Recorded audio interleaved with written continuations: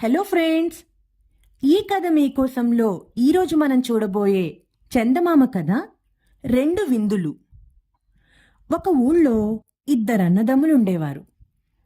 అన్న చాలా భాగ్యవంతుడు, తమ్ముడు పాపం అమిత బీదవాడు.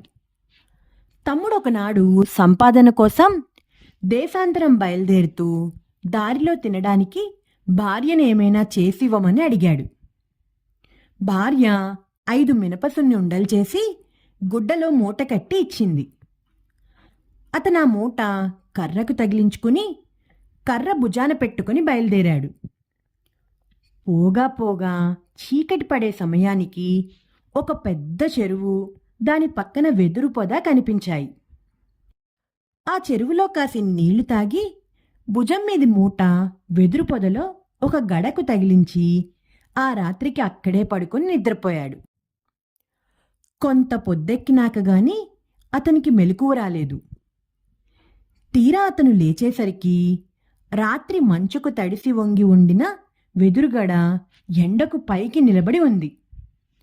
దానితో పాటు అతని మినపసొన్ని ఉండల మూట కూడా పైకి వెళ్ళింది. మళ్ళీ సాయంకాలం అయితే గాని మూట కిందకి రాదని గ్రహించి అతను ఆకలితోనే మళ్ళీ నిద్రపోయాడు. ఈ సమయంలో ఆకాశంలో తిరుగుతున్న 5 గంధర్వులకు మినపసన్ని ఉండల వాసన తగిలింది. వెదురుగడకు వేళ్లాడే మూట చూశారు. దాన్ని విప్పి అందులో ఉన్న 5 సున్నుండలు 5 తిన్నారు. చెరువుగట్టున నిద్రపోయే మనిషిని చూసి అతని బీద స్థితికి జాలిపడి సున్నుండలకు బదులు ఒక చిన్న పెట్టెను ఆ మూటలో ఉంచి గంధర్వులు వెళ్ళిపోయారు. అతను లేచేసరికి సాయంకాలం అయింది.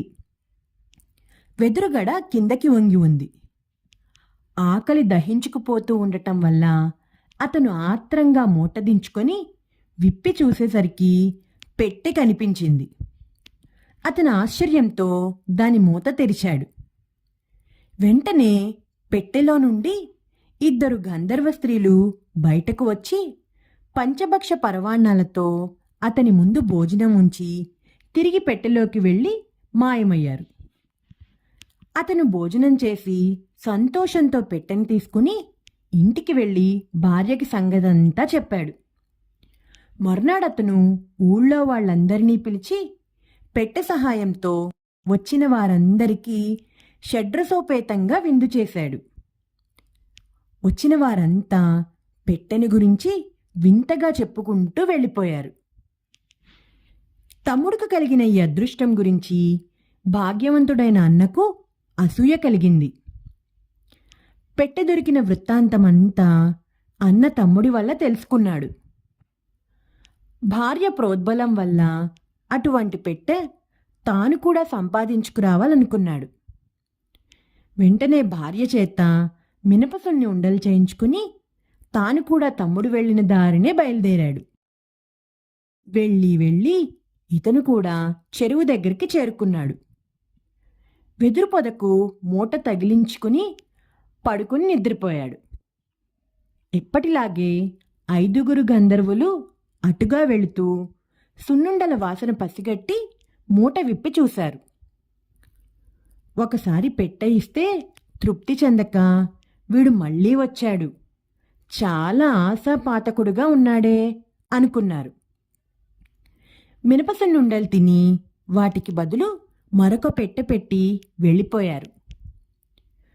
మరునాడు సాయంకాలం వెదురు కిందకి వంగగానే అన్న మూట విప్పి చూసుకున్నాడు. మూటలో పెట్టె ఉంది. తన పని నెరవేరింది కదా అనే సంతోషంతో పెట్టెతో సహా ఇంటికి వచ్చి భార్యకు చూపించాడు. వారి ఆనందానికి అవధులు లేవు. మరుసటి రోజున అన్న కూడా ఊళ్ళో వాళ్ళందర్నీ విందుకు పిలిచాడు. అందరూ వచ్చి బంతులు తీరి కూర్చున్నారు. అన్న జాగ్రత్తగా పెట్టె మూత తెరిచాడు. తెరిచేసరికి అందులో నుంచి అతిథికి 2 మంగళ్ళు పొదులతో సహా బయటికి వచ్చారు.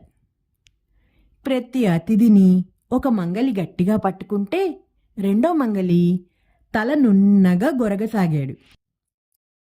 కొద్దిసేపట్లోనే అందరి తలలు బోడిగుండ్లయ్యాయి.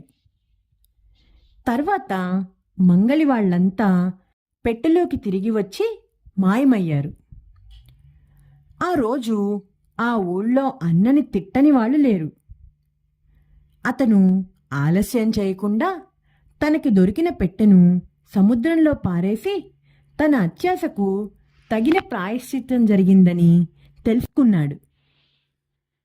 ఈ కథ మీకోసంలో ఈ కథ మీకు నచ్చిందా పిల్లలు? నచ్చినట్టయితే లైక్ చేయండి, షేర్ చేయండి, కామెంట్ చేయండి, ఇంకా సబ్స్క్రైబ్ కూడా చేసుకోండి. గంట కొట్టని వాళ్ళు కూడా గంట కూడా కొట్టండి.